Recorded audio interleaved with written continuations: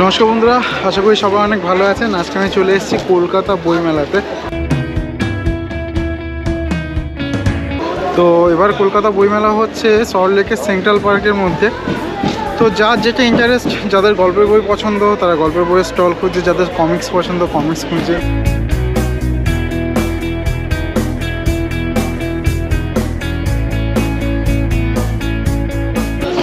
তো আমার এগ্রিকালচারে ইন্টারেস্ট, তো আমি এগ্রিকালচারের একটা স্টল অনেক খুঁজে বার করেছি। সেইটা হচ্ছে এখানে স্টল নাম্বার 228, মেহনতি প্রকাশনী।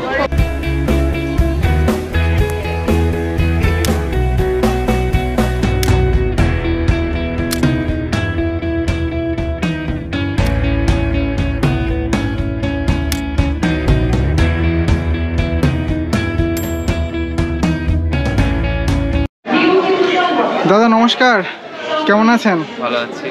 আচ্ছা দাদা, গত বছরও আমি একবার এসেছিলাম, বোধহয় আপনার বাবা ছিলেন, ওনার সঙ্গে একটা ইন্টারভিউ আমি করেছিলাম।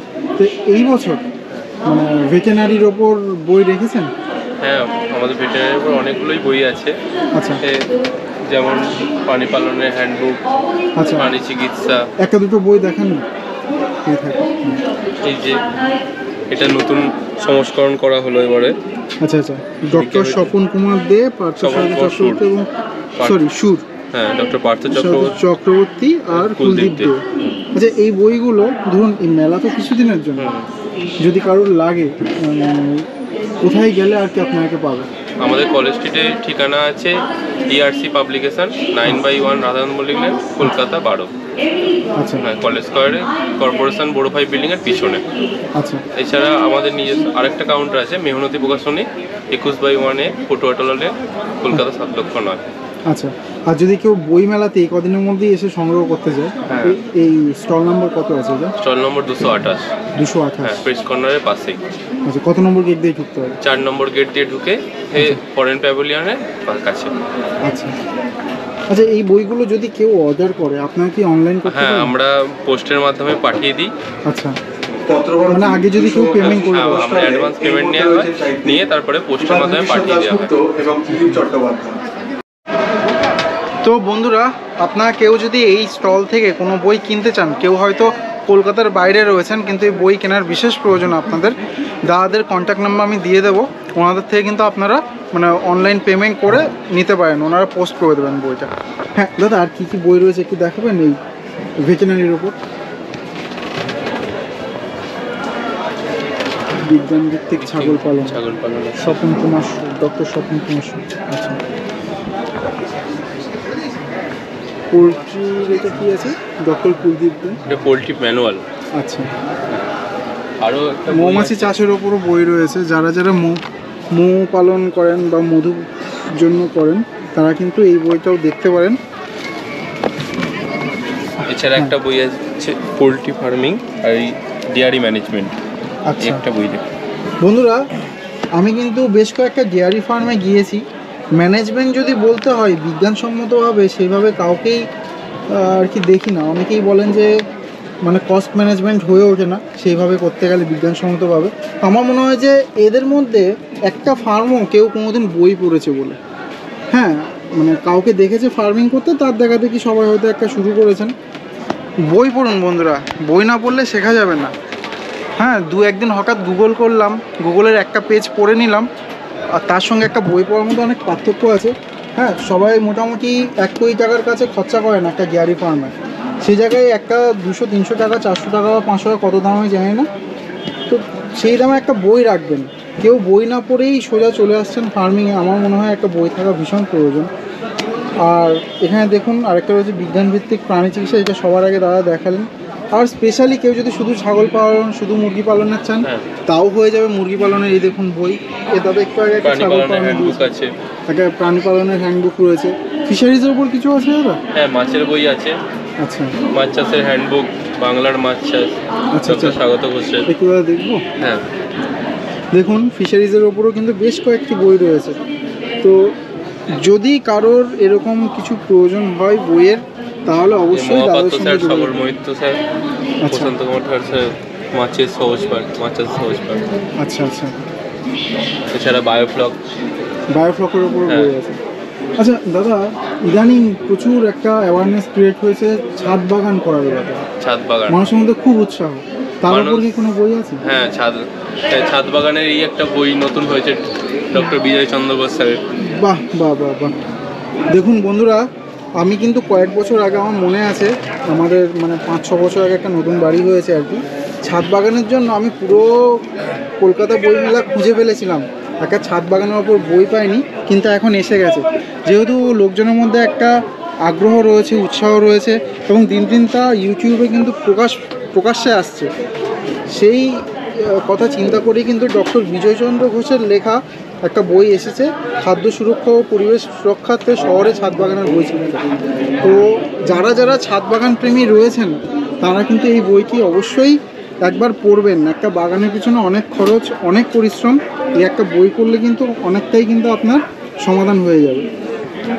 এছাড়া 23শে জানুয়ারি আনুষ্ঠানিকভাবে প্রকাশ পেতে চলেছে সহজে করুন ছাদ বাগান, যতীন দাসের সহজে করুন ছাদ বাগান। আচ্ছা আচ্ছা, 23শে জানুয়ারি। সেটাও আপনার সঙ্গে যোগাযোগ করলে পাওয়া যাবে? হ্যাঁ, পেয়ে যাবেন।